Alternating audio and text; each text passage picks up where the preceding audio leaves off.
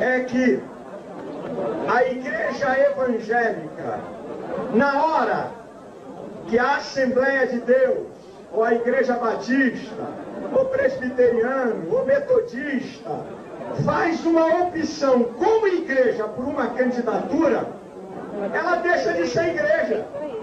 Porque, afinal de contas, quem é o Senhor da igreja é Jesus. E ele não tem título de eleitor aqui no Brasil. Aleluia! Aleluia!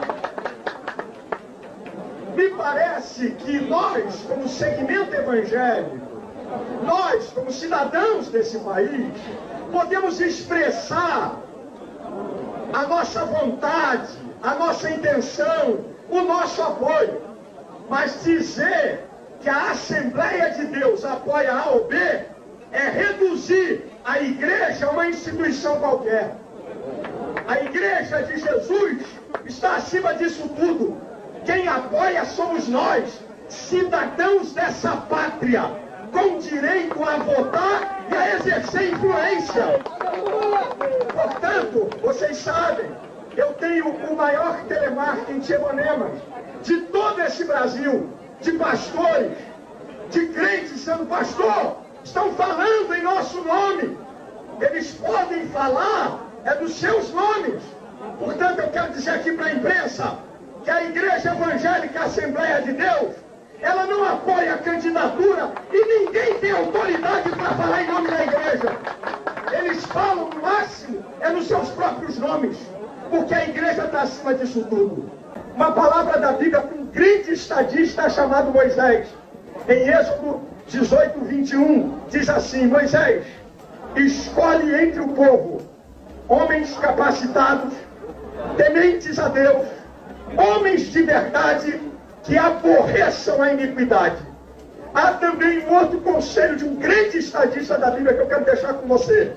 O grande Salomão, ele disse em Provérbios, no capítulo 31, versículo 8 e 9: abre a tua boca em favor daquele que não tem voz, pelo direito de todos os que estão em desolação. Abre a tua boca, governe corretamente, faça justiça ao pobre e ao necessitado. Eu queria dizer uma outra coisa para o Lula. Eu estou vendo outro candidato trazer a cultura do medo e do terror e do pânico. Eu, por formação secular, eu sou psicólogo. E eu sei o que o medo produz. O medo paralisa o potencial, neutraliza os sonhos, interrompe a trajetória e faz o homem retroceder. Mas eu quero dizer uma coisa para você, Lula. Eu observo bem a fala das pessoas. Enquanto eles estão no império do medo, para neutralizar o potencial dessa nação, você tem dito: eu acredito na capacidade do brasileiro de superar a crise. Enquanto eles, com o império do medo, estão neutralizando os sonhos, e quem não sonha não vai a lugar nenhum. E o último texto que eu quero deixar para você, Lula, é uma palavra de Deus para qualquer pessoa. O profeta Miqueias, no capítulo 6, versículo 8, ele diz o que Deus quer do homem. 3 coisas importantes que Deus quer do homem. Primeiro, que pratique a justiça. Segundo, que ames a beneficência. Terceiro, que andes humildemente com teu Deus. A nossa oração é que Deus abençoe o Brasil, que Deus abençoe Luiz Inácio Lula da Silva, o próximo presidente do Brasil.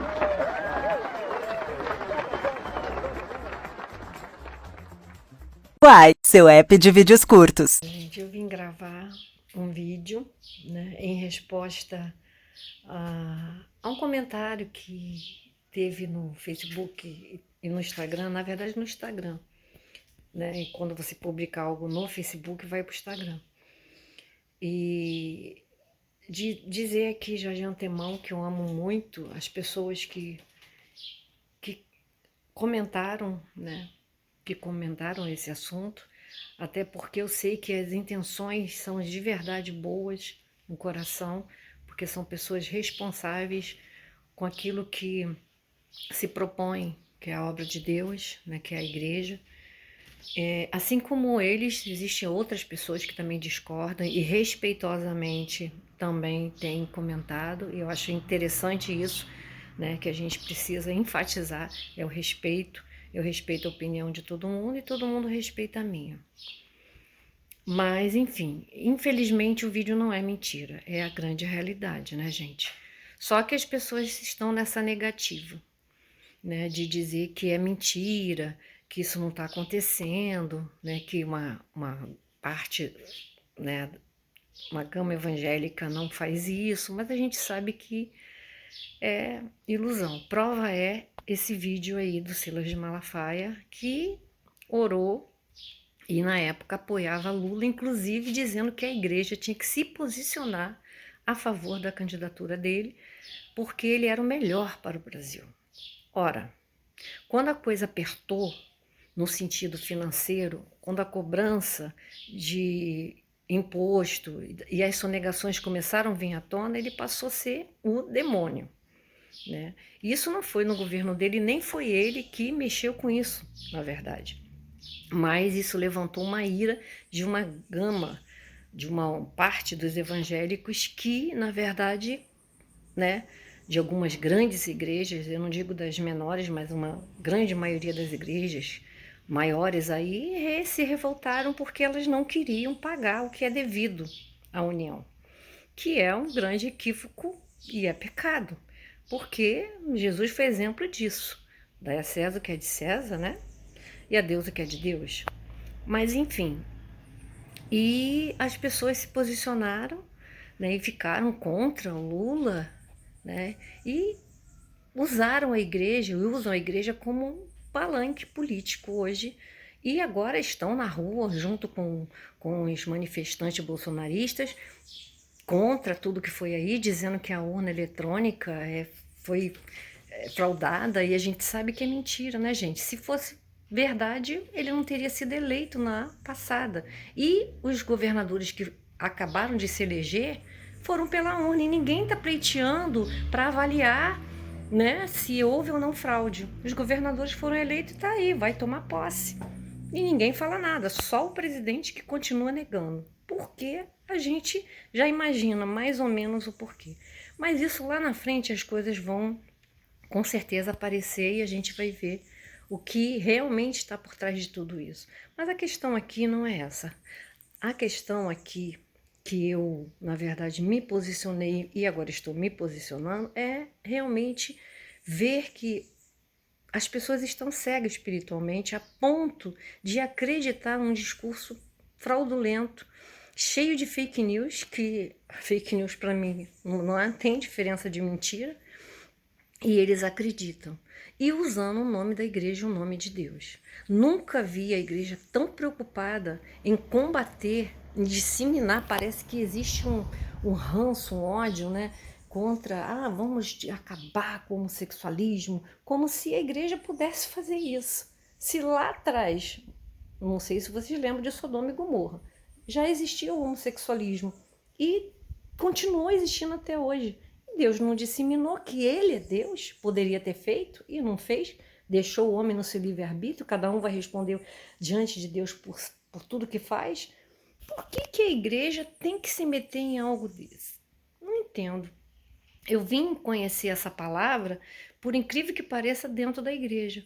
Quando eu vi certos escândalos acontecendo de algumas pessoas que foram pegas no ato de homossexualismo, dizendo que era pecado aquilo, mas que caiu em pecado. Ou seja, desde que o mundo é mundo, isso existe. Desde que o mundo é mundo, isso é fato. E a gente precisa aprender a respeitar as diferenças e deixar que Deus resolva as situações se a gente não concorda. Se Deus não concorda, se Deus não quer, Ele mesmo resolve. Mas não a igreja, parece que isso virou a marca, né? A família e a moral e os bons costumes. E o que é moral e os bons costumes? Né? Muitos ainda se escondem na igreja para maltratar suas esposas, maltratar os seus filhos, humilhar suas esposas, e vive um casamento de fachada, não vive harmonicamente, né? Nós estamos vendo isso refletido na própria família do nosso líder. E eu creio que ele não é representação nenhuma de uma família íntegra de moral e de bons costumes. E como é bizarro ter muito evangélico acreditar que ele é uma referência, gente. Eu não consigo entender como que a igreja pôde perder a maioria. Não digo, estou generalizando, não, gente. Existe uma maioria e uma minoria. Uma minoria pode achar e perder a essência do evangelho genuíno, onde o evangelho genuíno é amor, união e cuidar da vida espiritual, das coisas do céu, da vida espiritual, e não das coisas que estão aqui, que vai se cumprir, gente, independente do seu pensamento. A igreja não tem como mudar o que vai estar para cumprir. Então, por que esse radicalismo de uma minoria que acha que pode mudar? Que acha que pode botar um governo que vai mudar e alterar tudo que está para acontecer? Não consigo entender. Baseada em moral, os bons costumes e destruição, aniquilação do homossexualismo que estão querendo colocar dentro das escolas. Gente, dentro das igrejas já existia isso. Sempre existiu, porque, infelizmente, a igreja sufoca ao invés de dar amor, ao invés de mostrar através do amor para a pessoa que ela talvez não pense, não compactue desse pensamento, mas não ser tão radical. Gente, eu não consigo entender como que alguém pode considerar mito um cara que não chorou, que não visitou, não existe um vídeo de visita dele no hospital para quem tenha perdido a família de Covid. Eu quero que você me mostre um vídeo que ele tenha visitado uma família, que ele tenha chorado, que ele tenha se compadecido. E ele é considerado mito. Mito de quem? De uma minoria que perdeu o sentido do amor de Cristo?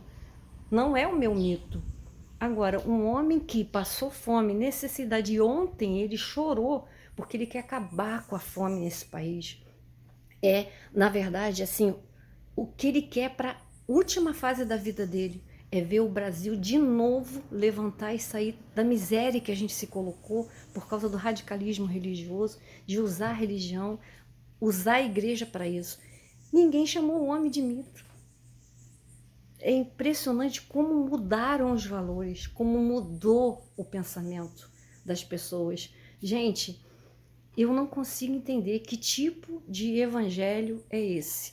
Evangelho que era para pregar amor, que era para se preocupar com as coisas lá de cima, né, de mostrar para as pessoas aonde elas estão erradas através do amor. Eles querem guerra, são violentos. Não dá para entender um discurso onde não se consegue apaziguar, mas sim incitar o ódio, o discurso de ódio, gente. Não dá para entender. Arminha dentro de igreja.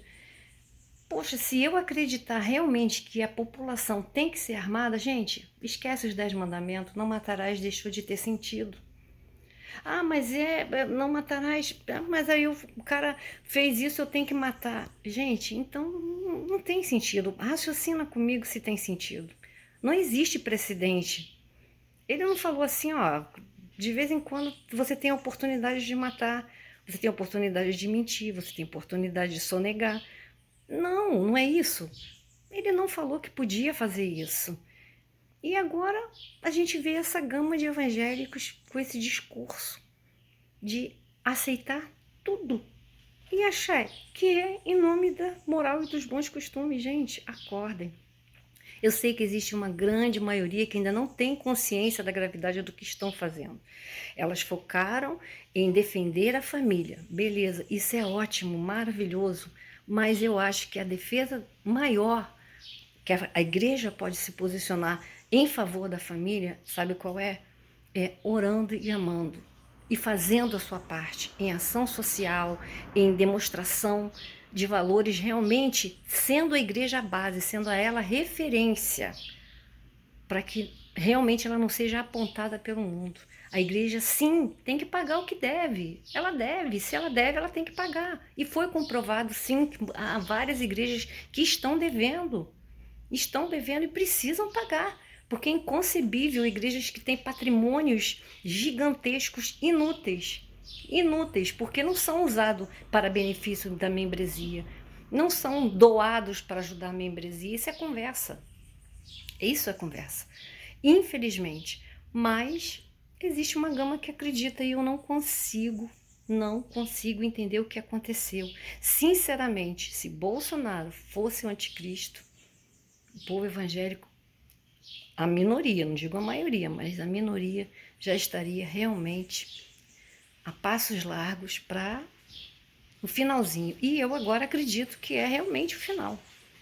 Eu acredito, porque desse jeito que a gente tem visto, realmente é o cumprimento da palavra de Deus. Então, assim, eu respeito quem não concorda, mas as evidências estão aí. Não é ninguém, não é montagem, não é fake news. Sabe o que é fake news? É quando você faz uma postagem usando uma imagem de uma outra pessoa e escreve uma coisa que não é a pessoa que está falando. Mas isso aí não é fake news. São os próprios evangélicos que anteriormente apoiavam e que depois que viu que ia ter que pagar uma quantidade muito grande de dinheiro, hoje são contra. Não dá para entender. Eu não consigo entender o que aconteceu na mentalidade das pessoas que se dizem defensoras da moral e dos bons costumes. Não dá para entender. Esse é o meu desabafo.